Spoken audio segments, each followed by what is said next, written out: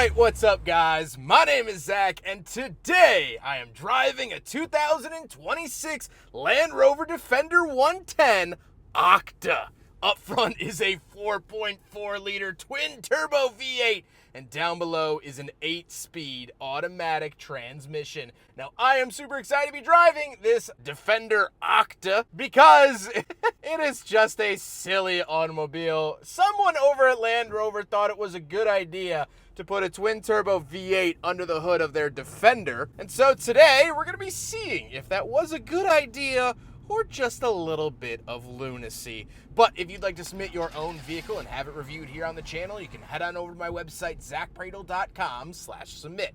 It's a quick and easy submission form. It takes under a minute to fill out, and I come out to you. And if you'd like to see all my videos weeks or sometimes months in advance, you can head on over to my Patreon for only $5 a month. Last but not least, huge thank you to Land Rover Jaguar of Louisville for letting me borrow their Defender OCTA here today. More on them towards the end, but if you'd like to browse their inventory, you can do so down in the description below. But let's get back to that 4.4 liter twin turbo V8. Well, there is a V8 Defender that is also available that has Jaguar Land Rover's homegrown 5-liter V8. 5.0, naturally aspirated, makes mid-400s for horsepower. However, this particular engine was brought over by their friends at BMW, and it makes a little bit more than 400s. 626 horsepower. That is how much power they decided to chuck into the Defender. This is the most powerful Defender ever. And so this car lives a very double life, because driving it around here, truth be told, I'm driving it around the campus of a mall. It's fine. It's doing the job. It's simple. It's very Land Rover-y. I just drove through a big puddle. And yet when you turn it loose, you turn it loose. Now, it doesn't offer the insane gut punch that I was actually thinking it would. Don't get me wrong, 626 horsepower ain't boring, but it's also not this like really aggressive bite that I've come to learn from like the F-150 Raptor R or the Ram TRX. It's undeniable, but it's not rude about it. And so it actually feels a lot more refined than I was thinking. You know, I saw the lights in the grille, the wheels. I thought this was going to be kind of an unruly beast of a car, but it's actually more civil than what you would think. And I would hope that that would be the case out of Land Rover. Like I said, paired to an 8-speed automatic transmission, doing the job, no complaints. Last but not least, it is, of course, 4-wheel drive. How does it feel to drive the Land Rover Defender OCTA? Well, like I said, it's actually a lot more civil than I would have thought. There's actually very little taming of the beast that needs to happen in order to pilot this with any sort of competency. I would feel mostly okay with my elderly grandmother driving this. I would probably say, hey, take it easy, lead foot, but as long as she doesn't mash the pedal, it is so controlled, it's so comfortable, it's so relaxed that, again, it's not really a worry. With that stuff out of the way, let's talk about the interior. Well, in front of me I have a digital gauge cluster. Nothing new, interesting, or crazy here for the Defender OCTA. On the steering wheel on the left, we have our skip track, safety features, bubble button. And off to the right, we have our cruise control options, adaptive cruise, and heated steering wheel. Now, new for the OCTA, we do have a button in the center that does for sure liven the vehicle up a little bit. This is your dynamic mode, and I like that it's just ready at the push of a button found right here in the center. Off to the left, we have a big cubby and grab handle, as well as our power parking brake way down below. And then moving out of the door, we have 3 levels of memory seats, power mirrors, power windows, and our power locks found a little bit down the side, along with the Meridian sound system. Moving into the center, we get 2 climate control vents and the hazard switch. We get our infotainment display.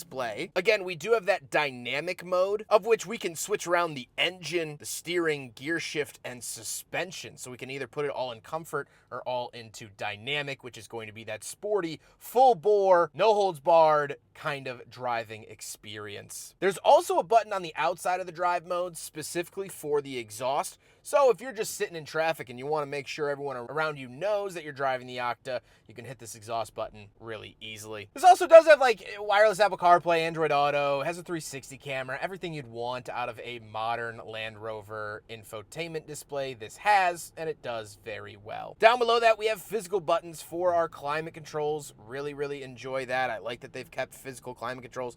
We do have heated and ventilated seats, dual zone climate, all the necessities there.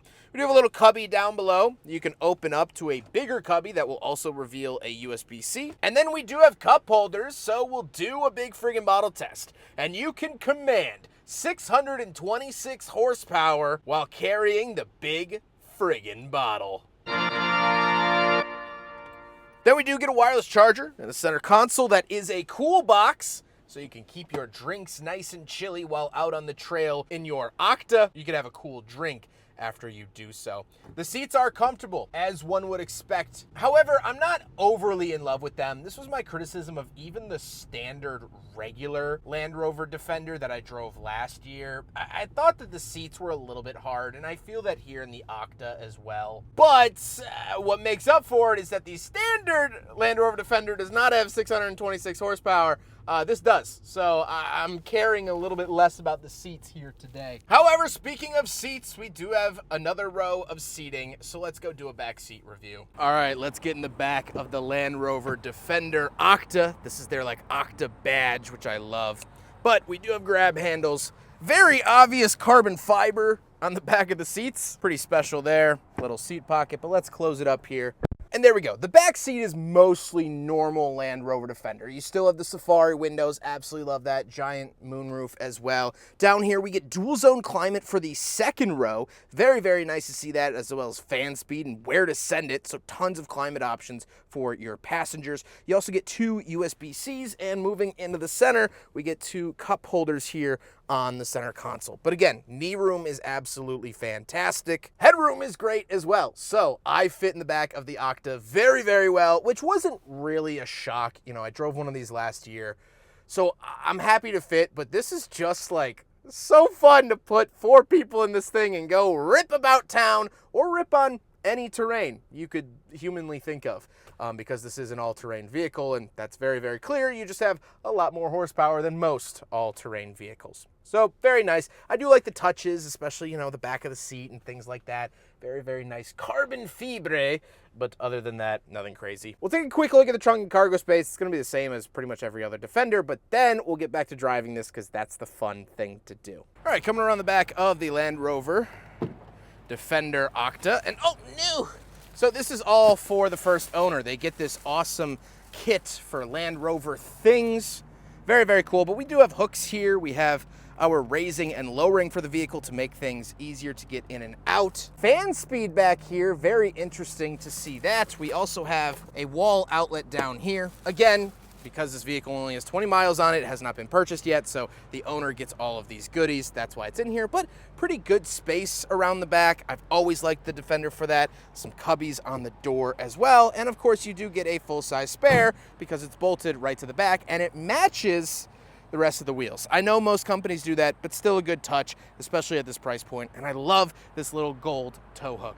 But that's the cargo space on the Land Rover Defender 110 OCTA. Now we gotta talk about the looks, and I love the look of the OCTA. I think just the little touches that they made to change it are so dramatic, and I think this is worlds ahead of the standard Defender. This just looks so much better in my opinion. It gets different wheels, it gets different headlight accents and the orange grille lights and things like that. This is also finished in a very nice blue, but I think those little tiny adjustments for the OCTA just overall make this package feel so much more complete and just beyond enjoyable. However, with all of that being said, let's get on to my final thoughts. What do I think driving the Land Rover Defender OCTA here today? Well, my previous grievances and woes with the Land Rover Defender are nearly gone here. I still don't like the seats. The OCTA rides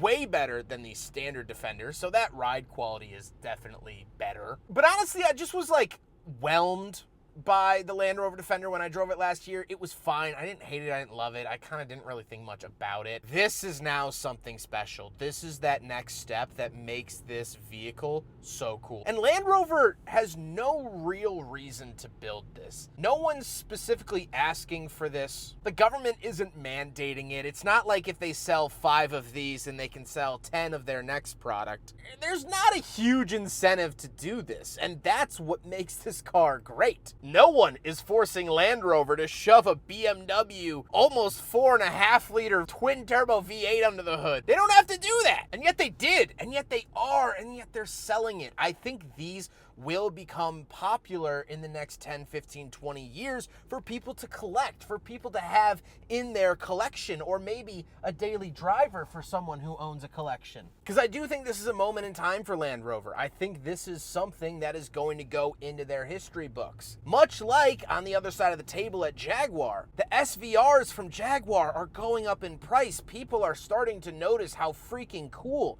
those are. I think the same thing is going to happen with this. I think this is a future classic, and I get to drive it here with 20 miles on the odometer. That is a special, special experience for a very special car. And man, if there were any cars that I was filming here on this rainy Kentucky morning to take home with me, I think I'd have to take this one. I hope you guys enjoyed the video. Huge thank you to Land Rover of Louisville for letting me borrow this OCTA for today's video. They are absolutely awesome. Please go check out their inventory down below. They have tons of Defenders on the lot. They have a couple V8s. This is their only OCTA, so come grab it while you can and cement yourself in Land Rover history with the almighty OCTA. But I hope you guys enjoyed the video. Don't forget to rate the video, comment on the video, and subscribe if you really liked it. Take care, guys.